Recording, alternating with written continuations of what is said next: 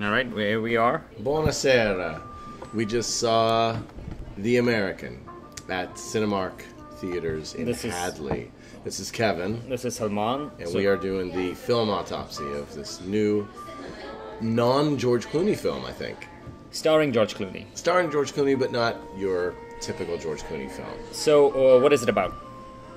George Clooney plays an American assassin who is on and hiding out, but then also on an assignment somewhere in the hills, just kind of northeast of Rome, and it's very well paced. It's kind of slow, but I think it fits in with the story itself because he's very much a solitary individual in this. He's this kind of lone assassin, and so there's lots of scenes of him doing things on his own, and it's very hard for him to reach out to other people. As a matter of fact, he learns, and we learn in the very first scene in the film, that there's a price to reaching out to other people. And so, from this life that he's chosen, he needs to remain very much, on his own, cut off from any kind of emotional or personal relationships. Yeah, and I think I like the film, and I think this was a good film, but it's just a warning. I mean, this is.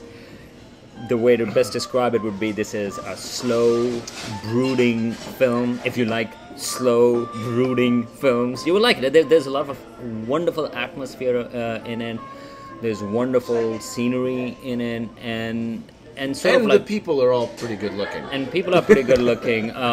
But overall, the pace, when we say it's an assassin film or a film involving an assassin, I mean, it's not something that it's just blow it up film. Can I just bring this in? The trailer to this film does an absolute disservice to the film itself.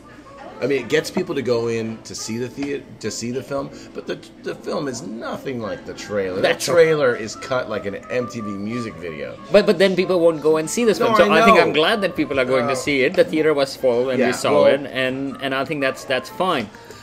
But I think you alluded to the fact that right in the beginning, it sets it up as sort of like George Clooney's or the assassin's lifestyle, Jack or Edward, different names to this guy.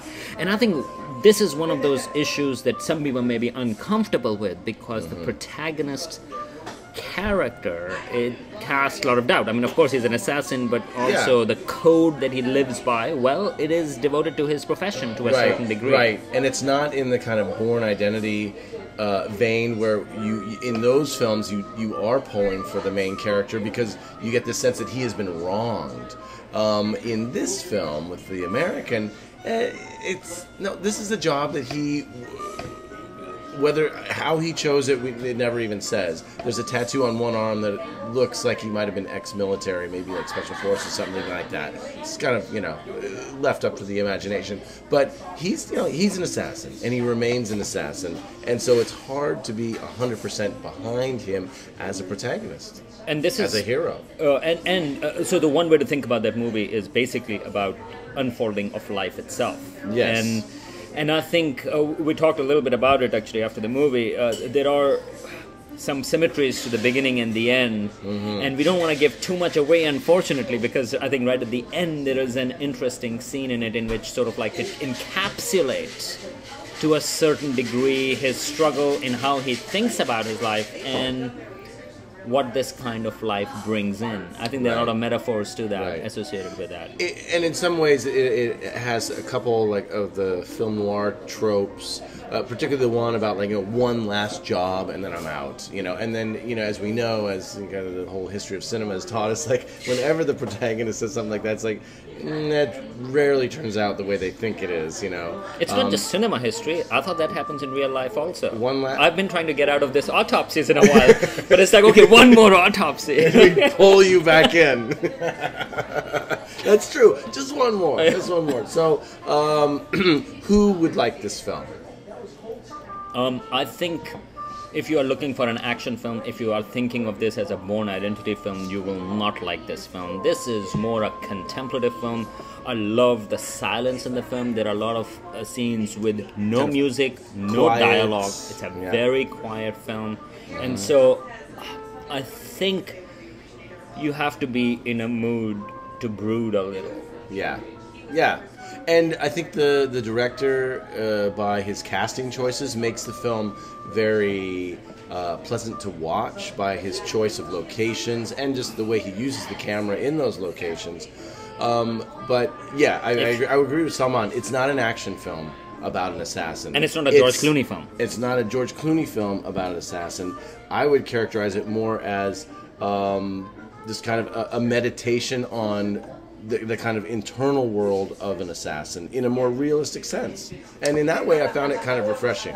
I think some holes in the plot, but overall, I would recommend it. Right. It sucks you in, you get into it, you believe that character, and as far, there is nudity in the film, so if you're offended by nudity, you shouldn't be, but if you are offended by nudity, well, I mean, it's in there.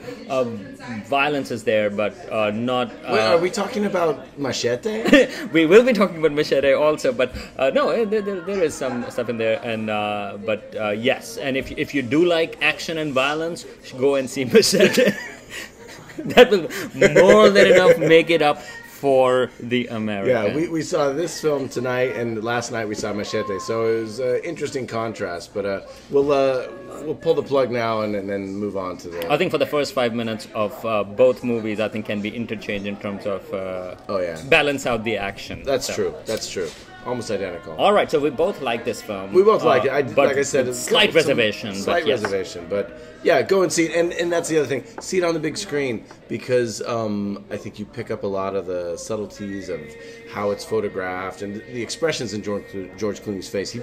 He provides an astounding performance, and when he doesn't often have somebody to act against, it's just him doing stuff. So a lot is conveyed in his face. Yeah, talking to his guns. Okay, all right. This is it, and here's the autopsy.